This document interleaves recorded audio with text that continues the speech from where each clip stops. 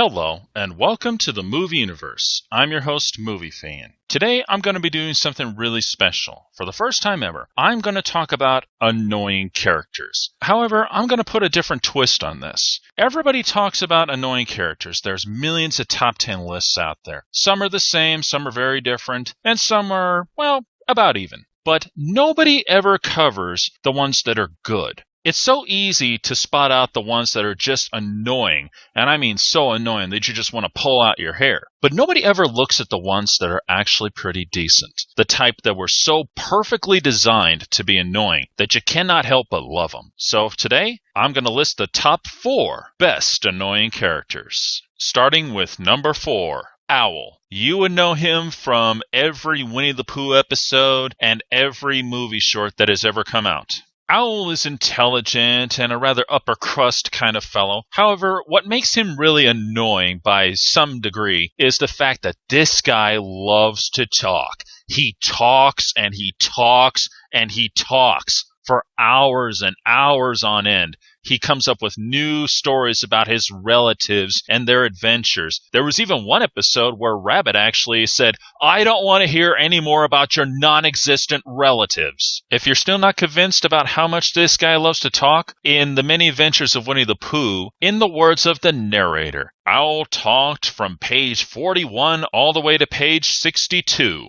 I know, that's a lot of talking. So if he's annoying, why is he on this list? Well, I do actually like this character because I like Owl's stories. They're pretty interesting, they're very unique, and I just want to hear more. They don't give us the chance to hear more because we'd be here all day watching him talk, so that would be very boring. And it's because of that I like him so. Besides, talking somebody's ear off is only partially annoying. So let's move on to number 3, Dee Dee from Dexter's Lab. Now, we all know Dee Dee. She's Dexter's really tall sister who knows about his secret laboratory. She destroys things. She acts real obnoxious. She's dumber than a sack of rocks. In fact, there was one episode where he pulled out her brain, which was literally the size of a peanut. She's your stereotypical obnoxious little sister, or big sister in this case, who constantly hounds you all the time, especially when you're in the middle of something, which is just how it goes on Dexter's Lab all the time. When he's right in the middle of a big project,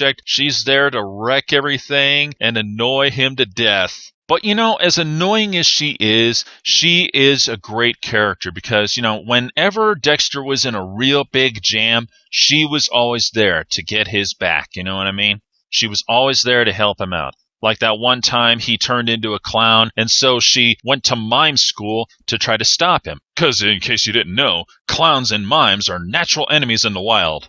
No, really, it's actually true. She is quite literally the perfect annoying sister. She's perfectly designed in every way. I mean, she's always constantly doing ballet, and like I said earlier, she's always getting in the way of Dexter's projects. They only one-up it by having her destroy stuff. When you watch Dee Dee in action, you can tell that the writers and the artists really put a lot of thought into her character. But even Dee Dee cannot compete with number 2, Steve Urkel. Now we all know Steve. He is the pinnacle of nerdiness, the standard of obnoxiousness. Oh my God, the grief he gave poor Carl for all those years, annoying the family and of course destroying things. And not to mention, he's also a brilliant scientist, but he's only a student, so he's not quite there yet. And because of this, most of his inventions have quite a few serious bugs in them, which is why half the time things get destroyed. Not to mention, every time Steve is just around anything breakable, it breaks.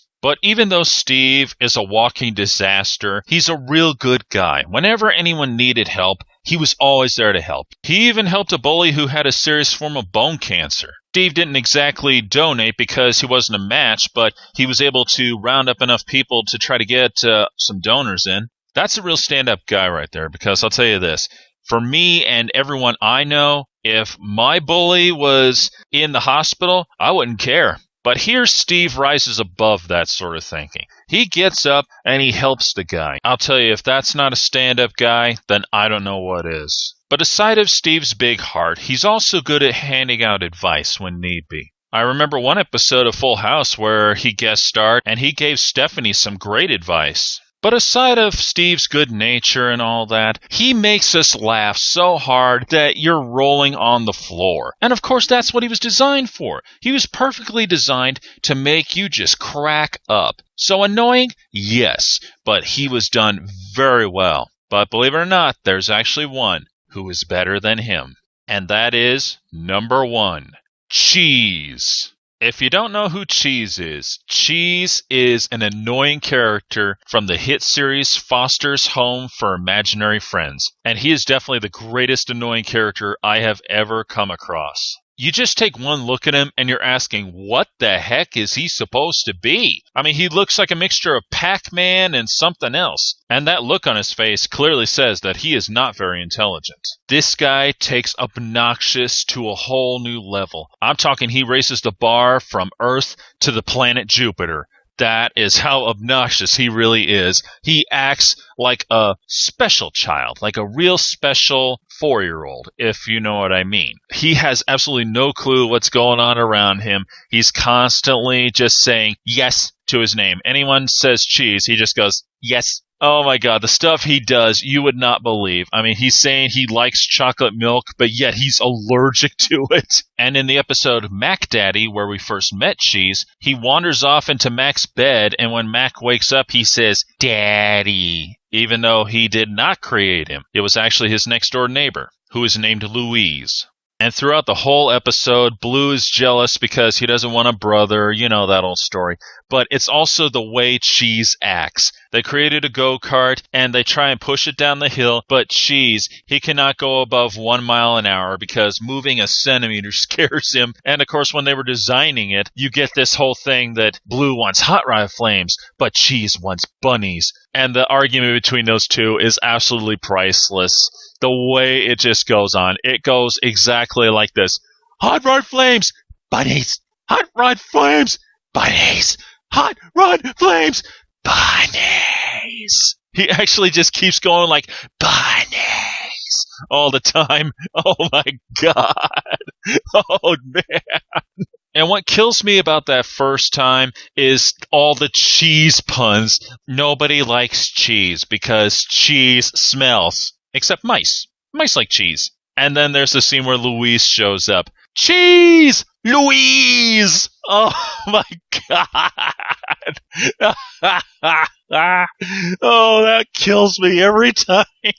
Cheese Louise! And of course Blue said, oh, thank God. I mean, geez Louise. And they both say, yes. That's when you knew that Cheese definitely belonged to Louise. When you take all this into account, you got a character that puts Steve Urkel to shame. And that's my top 4 list. It was 4 because there really aren't too many annoying characters out there that people like. So who's your favorite annoying character? Feel free to let me know. This is Movie Fan, signing off.